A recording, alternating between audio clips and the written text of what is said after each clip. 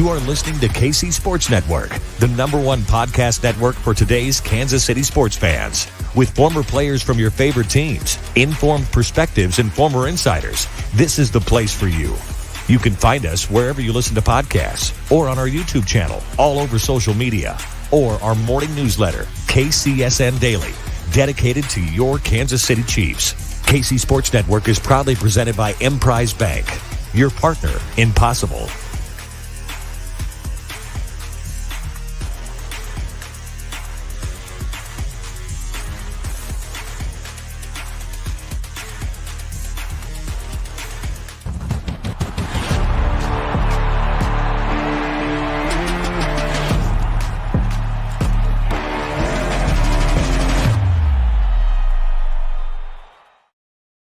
What's up, everybody? Welcome to the KCSN postgame show. We are live at the Kingdom Bar and Grille in Overland Park, Kansas.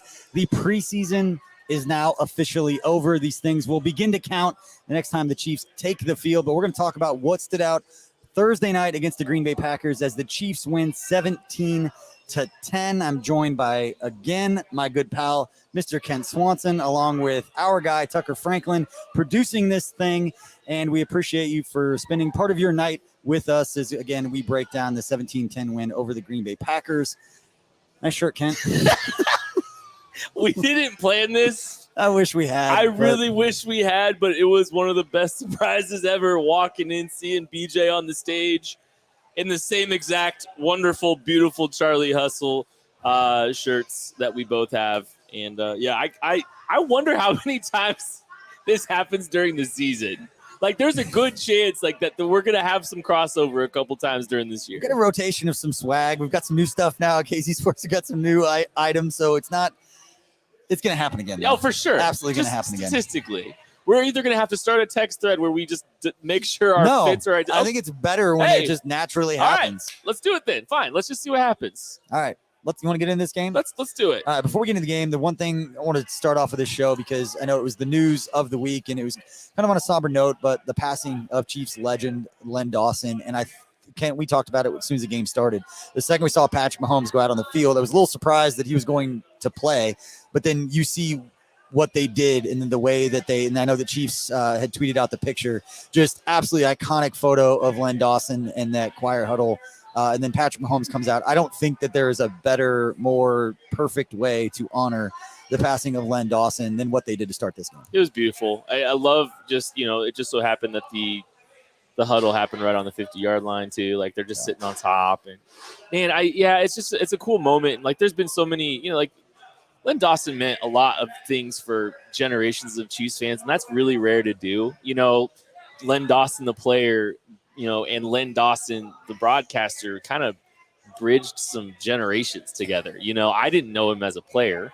Yeah. I knew him as one of the most important voices of my childhood. Yeah. And so what a cool way that the Chiefs were able to honor an absolute legend. And obviously, if you're doing a Mount Rushmore, I think even though Patrick Mahomes exists, Len Dawson's the first name that comes out of someone's mouth. The reverence that organization rightfully has for him is special. And I shared it on the KCSN update video this week that, one of the moments, and it was one of those times, and we talked about it was actually outside the trenches. We had a whole segment about it, of one of those, you're in a moment and you understand live in that moment how special it is. A lot of times it's after the fact. You're kind of like, hey, that was really special. I wish I would have appreciated that. When they showed the video of Mitch Holtis interviewing Patrick Mahomes and Len Dawson, that was at the practice facility. They even broke down some film and they were watching each other. I remember just hearing that they were going to do that and just asking, can I just be in the room? Like, I just want to be around these guys in this moment, because you knew it was going to be special and something that was going to be used for generations and long time to come. I think it was a perfect way that they did it. The whole thing was special, and just for me personally, I didn't spend a ton of time around Len, but that was one of those moments where I was like, I want to be here. I want to be a part of this. Mitch was perfect to do it. Patrick was awesome. Their relationship, the whole thing was just special. Yeah, and it's cool to see Mahomes also honor Len. He was wearing a 16 headband today too. Like, part of me selfishly wanted to see Mahomes roll out in a 16 jersey just for that one play, but I think there was a nice little touch to just wear the headband on the 16 headband. That was pretty cool.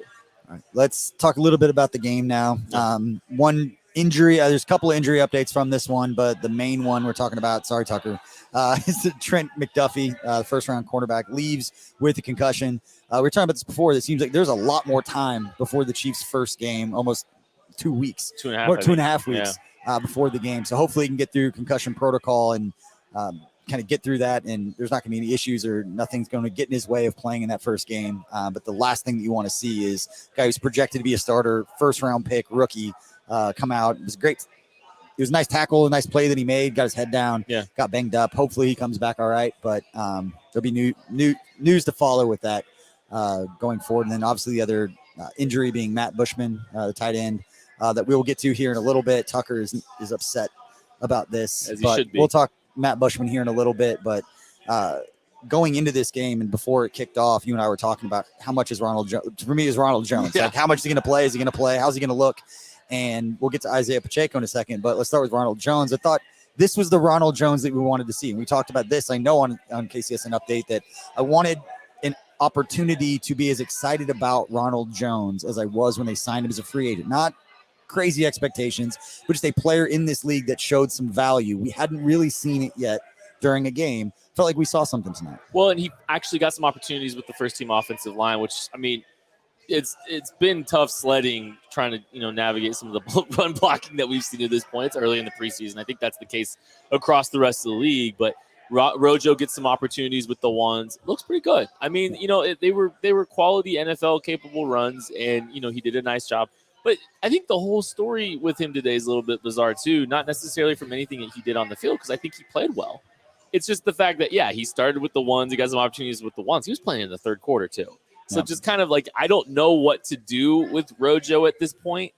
I think he's shown enough. He kind of reminded us all of who he is and what he's capable of doing. Yeah. But he also, I think there's the caveat that he got 2 carries with the ones this entire preseason, was playing late into the third quarter. I don't know if I have any answers on what they're doing with Ronald Jones even after. I think a pretty solid performance for him. Yeah. So please make sure if you're watching this on YouTube, you're watching live, please send us your comments. Let us know, what did you see in this game? What do you want us to talk about? What comments do you have? Tucker will bring those up and we'll react to those throughout the show. But Isaiah Pacheco, let's talk a little Isaiah Pacheco, because I had jokingly made the point. There was a lot of tongue in cheek with this over the last week, but they were hiding him. That's why he hadn't got a lot of reps. And then he was getting some carries in the third quarter. But you saw the athleticism, you saw the flash, you saw the physicality. This is a great night for Isaiah Pacheco. He looks every bit the part of an NFL running back, and he's a guy with some density to him, but explosiveness too, and that's a rare trait to kind of be able to find. And I mean, Isaiah Pacheco, he looked great on some of the runs that he had today. Saw things a little bit better. I think there was there's still some questions about his vision. There's some lack of patience at times with how he runs the football, but I thought today he played well. He was physical through the line. He was physical at the point of contact. Did some really good things today. He's cemented himself as a contributor on this football team. I think he's going to get legitimate, meaningful carries on this team, and nothing we've seen in this preseason is going to say anything else. Yeah, and we will be joined by Maddie Lane here a little bit later in the show in about 10 or 15 minutes. We'll bring Maddie on because I know he definitely wants to talk Jalen Watson. He wants to talk Darius Harris, Leo Chanel, and we'll talk about the offensive line with Maddie here in just a little bit. But I know one of the players, as soon as we got through the first half, I was like, who do you want to talk about? You mentioned Sky Moore right off the bat. Yeah, I mean, we didn't get to see a ton from Sky Moore from a production perspective outside of just that special teams return. But the special teams return was great. I think it kind of flashed a few of the traits and the things that you like about him and what he's capable of doing with the ball in his hands. There's a reason that he's been getting looks carrying the football a little bit in behind the line of scrimmage. But I know the route I was most impressed by was a route he didn't catch, was a play he didn't catch. It was beating that cornerback off the line of scrimmage on the vertical route, drawing the pass interference call and almost tracking the ball over his shoulder and able to come down with the football. I mean, it was a really nice, impressive play. We didn't see a ton of production outside of that, but still very encouraged by what we've seen out of Sky Moore. I can't wait to see him and how Andy plans to utilize him, because he's going to get opportunities this season. Yep, and he got the one down the field. We got the penalty called on it where it was right there about to make a play. Yep. Seems like he was tracking the ball well. It was a tough play. We saw tracking the ball well. We appreciate Patrick in our twinning comment there, so we appreciate that. We see that. And we appreciate you. One of the plays that didn't really appreciate the touchdown run. And there's a lot of positive, we'll stay positive, but one of the players that we've been talking about, Jermaine Carter, linebacker, that was not a play that he's going to want to spend a lot of time watching in the film room. They outlined Jermaine Carter as one of the players to watch before the game, and if you were watching him, you saw some very interesting moments for him. He doesn't look like the same player that he was coming out of Carolina and here signing as a free agent. Got a little bit of guaranteed money, a little bit under $2 million in guaranteed money, I believe, on his contract, which is interesting. But he doesn't look like the same kind of mover that we've seen in the past. The one saving grace, I think, for him is he did have a nice play on special teams on one of the returns, breaking up a block and deconstructing a block and being able to make a solid play there. But, man, it's rough to watch him. It's rough to watch him on defense right now. He looks slow to the football. I'm going to overanalyze some Brett Veach comments here in a second, but before we do that, Tucker's got a word from somebody put the good money on. Whoops, I put the wrong overlay up. I've got some great words from DraftKings, our friends at DraftKings Kansas. DraftKings Sportsbook is coming to the Sunflower State. It won't be long until you can bet on all your favorite sports from the comfort of your own home. To celebrate, all new customers will receive $100 in free bets when you sign up using the code KCSN. Plus, one lucky customer will win a $100,000 free bet. That's right. DraftKings Sportsbook is giving you $100 in free bets just for signing up today. No deposit required. Soon you'll be able to bet on money lines, spreads, props, and more with one of America's top-rated sportsbook apps, DraftKings Sportsbook. Plus, you'll be entered to win a $100,000 free bet when you sign up. Download the DraftKings Sportsbook app now and sign up with code KCSN to get $100 in free bets to use once mobile sports betting starts in Kansas. Plus, one customer will win a $100,000 free bet. That's code KCSN at DraftKings Sportsbook. Gambling problem? Getting help is your best bet. Call 1-800-522-4700. Must be 21 years or older. Physically present in Kansas. Eligibility restrictions apply. See terms at DraftKings.com/sportsbook. Subject to regulatory licensing requirements. One per customer. $100 issued as $425 free bets. No purchase necessary for sweepstake. Void where prohibited. Ends first day. DraftKings is allowed to operate in Kansas. See terms at dkng.co/KS. Good job, Tuck. It's a mouthful. That is a mouthful, and you did a very good job. Are we done? Oh. You just keep drinking your old-fashioned. Enjoy myself. Your Thank you your for the Ben break. Holiday cup glass. Ben Holiday is incredible. This isn't even an ad. This is just me gushing about how if you're delicious lucky that enough is. to have a liquor store that still has it in stock, you should go grab that. Yeah, it's delightful. I love it to death. It's great. Right now, I just teased the Brett Veach comments. I want Tucker, can you bring up the Brett Veach comments? This was from his interview during the game. I'm going to read it for anybody who's listening to the podcast afterwards. The question was on adding depth to the roster, whether that be through free agency or draft picks. And Brett Veach said, it's such a physical sport, number one, and it's such a long season.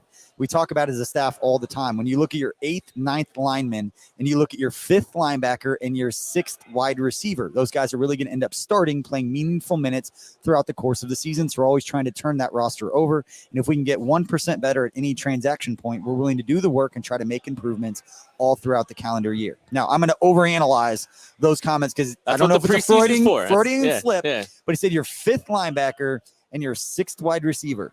Is that meaning that he, in talking with his staff, is like, hey, we got 5 linebackers? And we've talked about that before, where you looked at my roster projections that I put out last week. I had 5 linebackers, and Darius Harris was that 5th linebacker without Jermaine Carter making the team, because he's probably that 6th linebacker if it's not Jack Cochran or one of the other undrafted rookies. Mike Rose, one of the undrafted rookies.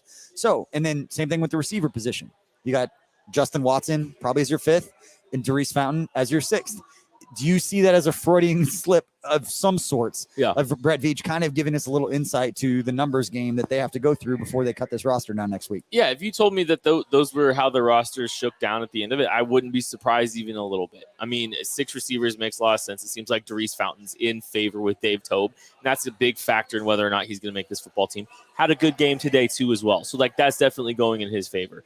And, the linebacker position, the depth at the linebacker position has not been good. And I don't know if any guy has really stood out to a point with special teams to make me think that, I don't think Jermaine Carter's done enough to earn an opportunity on this football team. I think they're fine keeping 5, 5 linebackers. That's good news for the Colin Saunders of the world. That's good news for, the Taylor Stallworths of the world potentially. Like it might open up some opportunities on the defensive line if they're only keeping 5 linebackers. I think that's the right line to draw, honestly. And if I genuinely hope that's the line that they draw. And it's because of guys like Jack Cochran and Mike Rose, to me, that are most likely going to end up on a practice squad because they've flashed. Yeah. They've got some ability. They've great college careers. They've got good production. Mm-hmm. You have guys like that are young that you can kind of count on, that you want to give that opportunity on the practice squad. It allows you to move on from a guy like that. And I wouldn't put it past Brett Veach. You talk about the guaranteed money, that the 1% better, if it means that the team is going to be better overall and they have to eat a little bit of that money, it was insurance for when they went through the draft process that they didn't know they may end up with a Leo Chanel or somebody like that who is going to take one of those roster spots. But you make that move for Carter at that time to be able to buy yourself the insurance of, if you don't end up with a Leo Chanel, that he is the next guy. So that was a little standoff to me. But one thing I do want to tell you guys, if you're watching this video, please like and subscribe to this video right now, because not only does it help us reach more people, but it lets us know that we're doing something correct here at KC Sports Network. And again, please keep those comments and those questions coming. Yeah. And Tucker will bring those on. Tucker, do we have any good comments right now that we can react to? Because we're going to bring Maddie Lane on here in 1 minute. I'd love to know who you all think helped themselves tonight, too. Yeah. Kyle Coffey is glad someone else is reading that ad. Yes, I am. But promo code KCSN when you do draft, download the DraftKings Sportbook app. Make sure you use that. It's kind of strange that Kyle Coffey is asking you about ad reads. Oh, my gosh. Speaking of coffee, have you guys heard of Trade Coffee? That is beautiful. And it's true. I signed up for Trade Coffee, and I went through the process. They asked me all kinds of different questions about, hey, how do you take your coffee? How do you make your coffee even? They're asking all these very specific questions to help cater to your needs with this wonderful coffee subscription from Trade Coffee. Trade Coffee connects customers to the freshest and best tasting coffee they've ever made at home by partnering with the country's best craft roasters, even some in Portland, which is where I got my first bag. These are independent businesses from big cities and small towns. Is Portland a big city? I'd count it a big city, right? Trade customers are truly impactful for these independent roasters, often being the largest source of new growth for them. Right now, Trade is offering new subscribers a total of $30 off your first order plus free shipping when you go to drinktrade.com/KCSN. That's more than 40 cups of coffee for free. Get started by taking their quiz at drinktrade.com/KCSN. It's quick, it's easy, it's great. You'll find out a lot about your coffee preferences very quickly, and then let Trade find you a coffee that you'll love. That's drinktrade.com/KCSN for $30 off. And just so you know that we are through the ads, but it's great when we get through the ads because they help us pay bills. They help make all of this possible, but it's also a great product. I went through the Trade Coffee process. It was great. I didn't see that one. Go back. I do appreciate a good segue. Chief in Atlanta, Kent Swanson and gushing over segues. Name a more iconic duo. It's my favorite thing, especially when Craig does it. Maddie Lane has some good ones too, though. Before we bring on Maddie, I tried to set you up for that. No, because you want to talk about Brian Cook's interception. Yeah, sure. Well, I mean, Maddie could have talked about that too. He wasn't on his list. You wasted a good segue. That's all I'm going to say. Look, Brian Cook, I don't think he's been the flashiest. Tucker's like this melting down. This whole thing. Hey, people, we haven't lost any viewers at this point. Brian Cook, he's kind of been the quiet second-round pick on this football team, and that's kind of a surprise, right? Other guys maybe even drafted after him have got a lot more attention. But Brian Cook, I think, had his best preseason game to this point. I think he flashed really well, honestly. Sound tackler, sure tackler. He slowed some plays down there and kind of held on, wrapped up. He was secure with his tackling. But he made a really nice play on the football against Jordan Love, read the play out, was in good position for the throw, and then finished the play. That was really valuable. That was really good to see from Brian Cook. The Chiefs are obviously very high on him. We weren't the highest. If you asked us during the draft season, that was probably the pick we were the least high on at that spot. Mm-hmm. I mean, but it was good to see him do something, really positive here. Looking forward to see if he's able to build off that because I think he's got some opportunities. I think he is going to be involved in this defense in some sub packages. Yeah, and I think Nate Taylor was tweeting this out during the game. You could have 9 of the 10 rookies or draft picks that could end up making this roster. Yeah, and that's crazy to think about. Great. I know one of those guys that was a draft pick, a late round draft pick that is looking more and more like he's going to make this team get it out the Sharpie is who Maddie Lane wants to talk about as we welcome him on. So let's bring on Maddie Lane, 1/3 of the KC Laboratory. What's up, Maddie? Well, I was muted, so that was good. Also, I didn't get the memo that we were all supposed to match. Like, I don't know, That's guys. a Like, sick shirt too, though. That is a sick shirt. I love that one. But you guys got to keep me in the loop next time, especially if I'm the only one that's not going to. Good luck.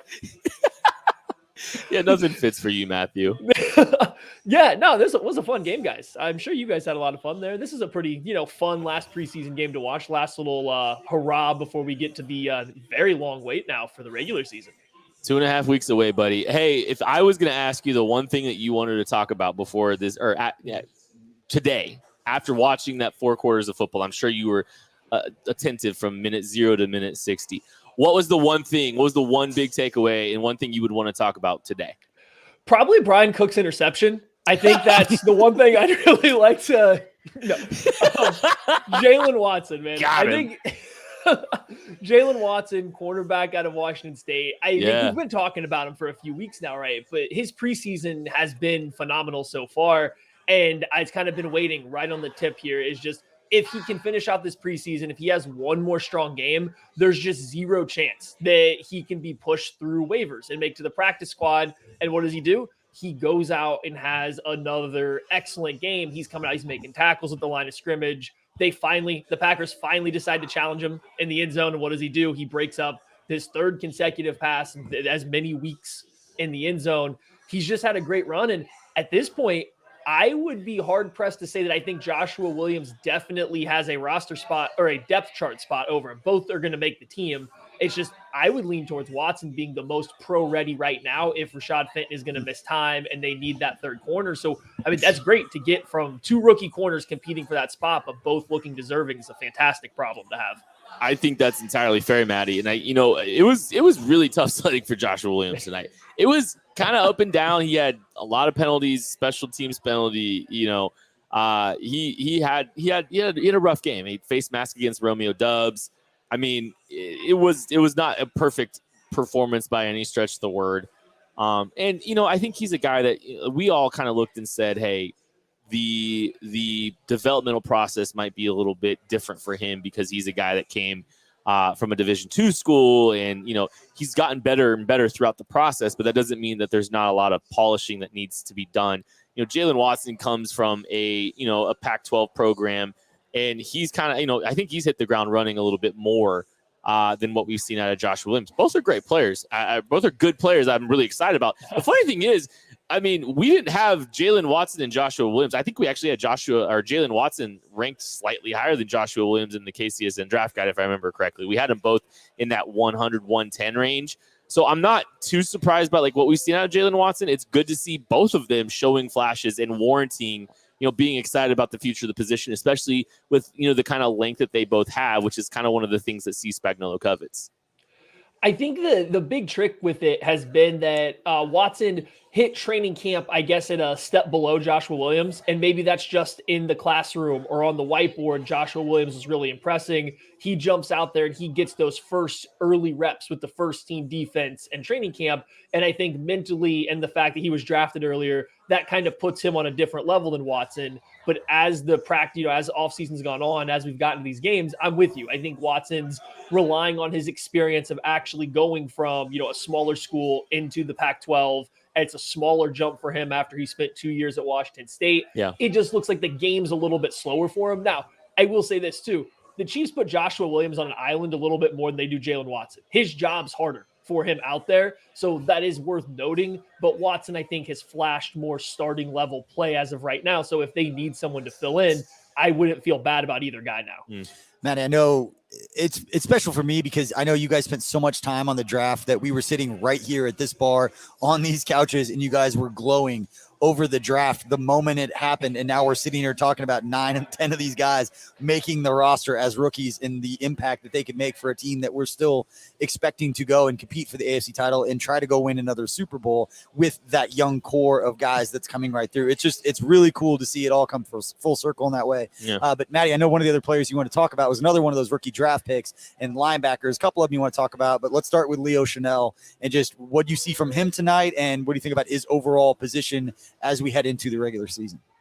Yeah, another guy that we're all super excited about. We're ready to watch him come out there. And I think with Leo Chanel, we kind of all knew what he was going to be. He writes it on his arms. He's very clear what he's going to bring to the table. And that's what we've gotten. But it's just been nice to see that physicality and the athleticism and the explosion that he shows at Wisconsin show up. It's just preseason, but show up in preseason. So you've kind of seen the Chiefs as camp's gone along, as the preseason games have gone. He's starting to mix in with Elijah Lee with these first team reps as the third linebacker. And you see why. If they are anticipating run, Chanel makes a ton of sense to get on the field. He's so good in that regard, and he shows progress week after week. Now, in coverage, he needs a little bit of help, and maybe that is why Elijah Lee still gets more reps. But I just think that the Chiefs have built a pretty solid foundation of their linebacker group right now, especially those first four guys. I think they feel pretty good with Bolton and Willie Gay starting, and now you have a run defender and a coverage backer to go along with them. So it's a lot better than it's been the past few years for the team. If I remember correctly, I think Leo Chanel got that first crack in the base today as well, and that's another positive sign that you like to see. And I mean, he's a fun player. I think as he comes on, I think fans are going to be endeared to a guy like Leo Chanel. But the other guy I think that's worth talking about a little bit here is Darius Harris. I think he is Sharpie on this football team as the fifth linebacker. Yeah, I don't think that's even close. He first comes in the game, and he essentially shut down the whole series for the Packers. I mean, he made a play on all three plays. He comes in immediately, and I don't think he's pushing for a starting job. I think it's pretty clear he's comfortably taking the Ben Niemann-like role. He's the backup Mike linebacker if something happens to Nick Bolton. He's the next guy in line to get the green dot. It looks like they're grooming Chanel to maybe be that backup Mike in the future, but right now they trust Harris to do it. He plays well enough on defense that they can trust him, and as a special teams player, he's just as good as any of the other guys. So it was nice to see him flash and have the big splash plays to go along with the smaller, minute details that kind of make him a lock. Offensive line. I know that's one of the things that we've been paying a lot of attention to. Spots 6 through 9 seem kind of open. I want to throw this out there real quick because I had criticized and talked about during the week that through the first two preseason games, the Chiefs running backs had 30 carries for 45 total yards. And then tonight, a little bit different of a story. Isaiah Pacheco and Ronald Jones combined for 18 carries for 95 yards, completely flipping. I know it's the third preseason game. I know it doesn't matter, all of those things. But the first two preseason games didn't really matter either, and they couldn't run the football. So what was the difference tonight? What stood out on the offensive line, Maddie? Just overall, I think with Ronald Jones being in there to start, I think it kind of forced the Chiefs to maybe call the plays a little different. It seemed like they were getting a lot more downhill runs, I guess. When you were watching, especially Ronald Jones early, they looked like they were coming downhill. He was getting ahead of steam, and that was getting through the line of scrimmage early. You're not getting the negative runs, and I think that carried throughout most of the game. But I will also say, I just think the offensive line played better. Guys were making better blocks. Guys were sticking on their blocks. I think the Chiefs were reducing some of the ask of their running backs. They were making the reads a little bit simpler. You weren't getting as many, tight end insert runs where they're having to read the backside and the front side of everything. They just simplified it, and it looked a lot cleaner, I think, top to bottom for the whole team. All right, we've real quick, we got some breaking news that Tucker's not excited to share, but he's going to share. It is with a heavy heart that I report. Sorry, Tuck. That Matt Bushman has a broken clavicle. We're going to talk a little bit. We're going to talk a little bit more about Matt Bushman here in a minute. Sorry, Maddie. Tucker really wanted to get that breaking news. We're going to pour one out, but not this one. Pour that out. All right. Yeah. That sucks. That sucks for Matt Bushman. Had a great performance. Let's go back to the offensive line because we've been talking about the second string, the tackles. There's one thing that I'm worried about right now is what happens when one of the starting tackles goes down. You move Joe Thuney out. Like, who's the backup swing tackle? Who do you feel comfortable going in there and playing right now? Maddie, I know you had your eyes on it because you watch everything like that. What stood out to you? I really have liked the way Garen Christian's looked over the past couple weeks since he's kind of got the opportunity to take the second team reps, and it was at left tackle versus the Commanders, right tackle in this game.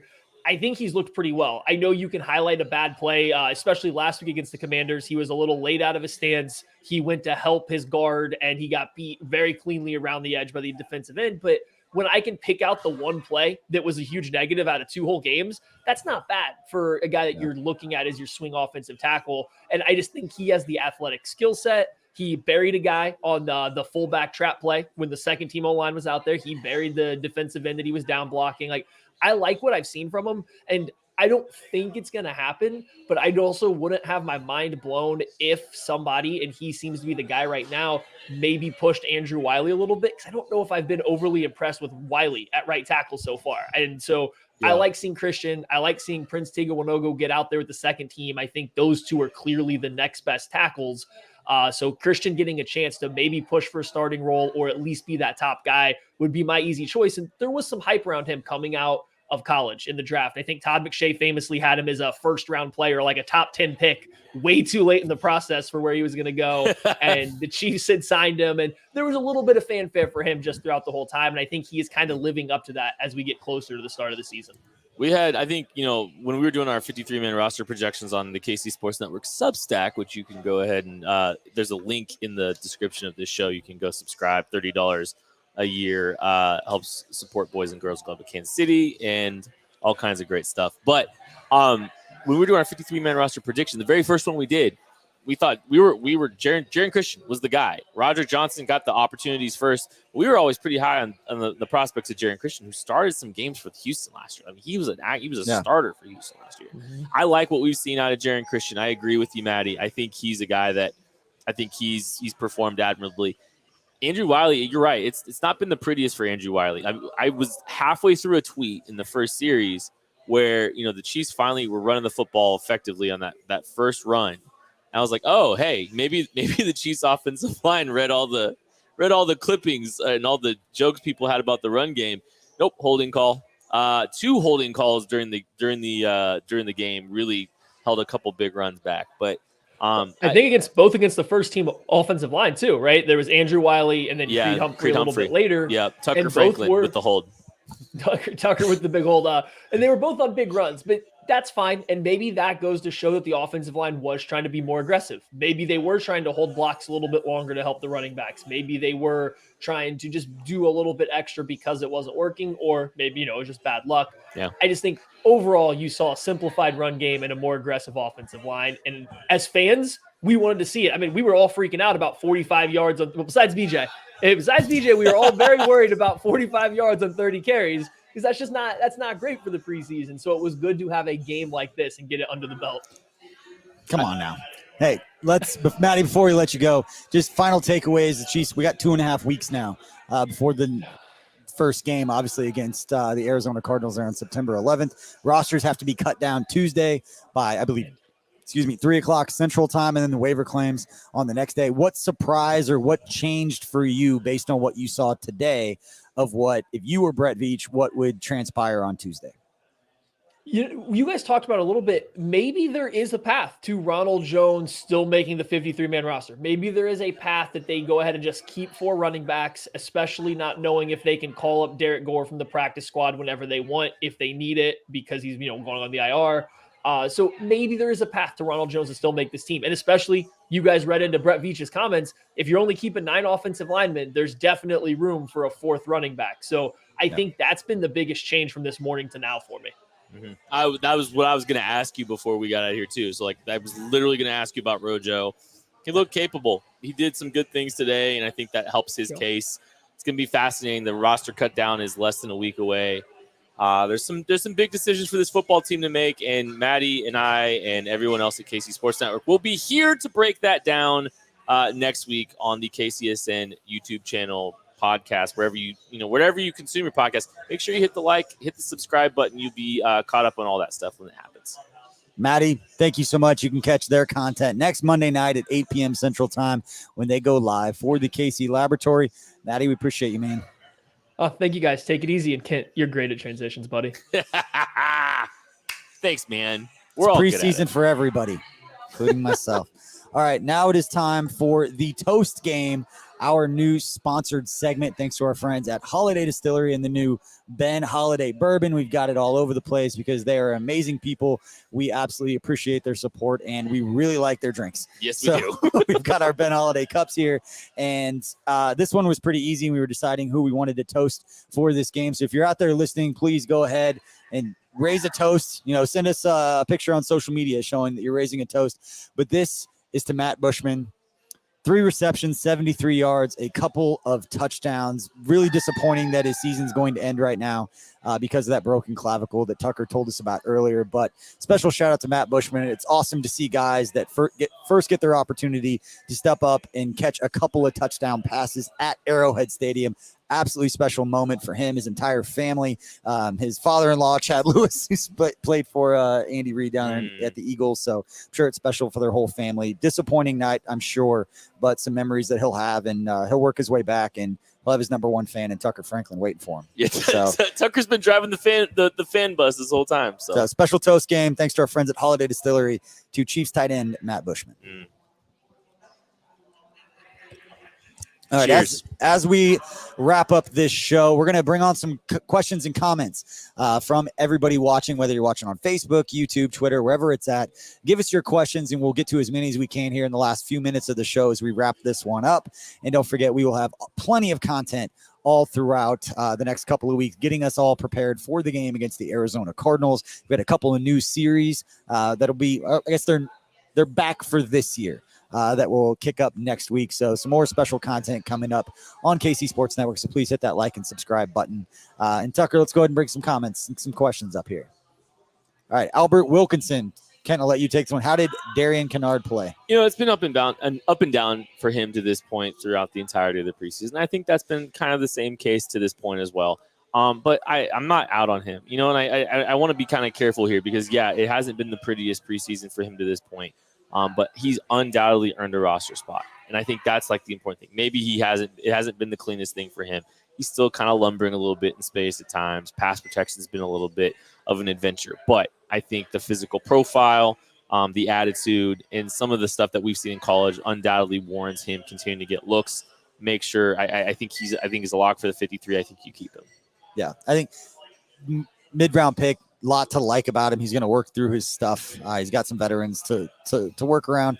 Not everybody's going to step in and just absolutely crush it from week one. And that's one thing that we've been preaching on our shows, and I know you guys have been talking about it too, that with all of these young players on the Chiefs, and I'm going to flip to the defensive side, because that's where a lot of the impact guys we're going to see right away as rookies, that as talented as they are and as excited as we are, they're still rookies coming into the NFL league. And there are going to be some bumps. There's going to be some bruises with those guys early in the season. As long as you keep everybody healthy, the second half of the season is really, we're going to see those guys not seem like rookies anymore with the amount of snaps that we're going to be seeing from this rookie class, with 9 draft picks, 9 rookies. They're going to be stepping on the field for a team that you're expecting to go win the Super Bowl. So we're saying it right now at the end of August that don't freak out when some of these guys struggle. They make mistakes, and it may lead to a loss. It may lead to a couple losses. Hopefully, with the leadership in the locker room and Andy Reid, all that, you learn from your mistakes and then you get through it. But there's reasons to be excited about those guys. There's reasons that Darian Kennard has flashed, and things like this are what gets these guys better. Then just step out and be an all-pro right from the beginning. And the Chiefs don't need him right off the bat either. Yeah. So, give him some chance to develop. I think he hasn't done anything that makes me think he shouldn't be getting a chance right now. Cool. Let's bring on just one, maybe 2 more questions. Who is the best run-blocking tight end? Travis Kelce, but you don't want him doing it. Yeah. You don't want him at his age doing this. And that's, he kind of was on a pitch count towards the end of the year. This is not something where you want the workload of run blocking being the responsibility of Travis Kelce. I think if you see a roster, and I think Maddie talked about it, and I agree with him. I think I said offensive line, backup offensive line at one point. I think a blocking tight end might be the number one waiver wire / late trade potential that you look at. It's inline blocker. Especially Matt Bushman. His broken clavicle too. So they need some help as an inline blocker because they really don't have. Got to find the next Jason Dunn. Yeah, okay, that would be awesome. Just do that. Just go find that dude. All right, let's bring on one more question. What's Jason Dunn doing? Maybe they can. I see him all over the place. Maybe they could get him in line. He's crushing it. All right, Chief in Atlanta. What grade do you give the Chiefs top to bottom this preseason? Ooh, that's tricky. Top to bottom, all the way to the bottom. C. No, that's not fair because I think the ones have done enough that you just mask somewhat. So if we're grading on a curve, give it a B+. I think the offense first and defense first teams have been great. Yeah. Everything after has been pretty Chicago, lackluster. you couldn't be more happy with what we saw from Chicago. I mean, not that it was really clean on the offense because that was just talent taking over. It wasn't clean, but we just saw how good they were. Yeah. But on the defensive side, they came out and crushed. Like that first team defense looked awesome. Mm. And so I'd probably say like a B, just because, and more for the offense for me, because they can be so much more efficient. There were a lot of broken plays. There were a lot of it didn't look great. But then Patrick Mahomes just went all Patrick Mahomes and made it happen. And it was like, that's not how Andy Reid drew it up, but we're just better than you. So it's going to be fine. If you're grading on a curve, Patrick Mahomes led possessions, went for a score 100% of the time, and first team defense possessions went a shutout 100% of the time. And then everything else after that, pretty up and down. Yeah. So I don't know. I give it a solid B+ for like just the performance of the ones just masking everything else. That's really all that matters. Yeah. All right. Well, we appreciate all of you for spending part of your night with us or part of your day with us. If you're listening to the audio on the podcast afterwards, please, again, don't forget to like and subscribe. And if you're listening to the podcast, please rate and review and leave a comment for us. Let us know what you think. And we appreciate that. And again, we will have you covered over the next 2.5 weeks as the Chiefs get prepared for their week 1 game against the Arizona Cardinals. And also the fact that, Brett Veach and his staff have to get this roster down to 53 guys by Tuesday at 3 p.m. Central Time, with waiver claims coming the next day. So in talking with the guys, to make one last point, it's always interesting to talk to the veterans and the bubble guys, because after Tuesday they feel like they made it, and then you put in a waiver claim, and then you end up getting released. That's always tough for those guys who feel like they made it, and then they get the waiver claim, and then they end up not making it. So roster will be 100% Wednesday, but we'll get that initial 53 on Tuesday, and we'll have you covered every step of the way. We appreciate you for joining us. For myself, BJ Kissel, Kent Swanson, for Tucker Franklin, for Maddie Lane, who joined us earlier, and for Scott Ward, guy, king of all of social media for KC Sports Network. And we appreciate. He can't hear us right now either. No, he can't. Mm-hmm. He's crushing content right now. But everybody here at the Kingdom Bar and Grille for taking care of us, Darren, David, and the whole crew, we appreciate them, and we will see you guys next time.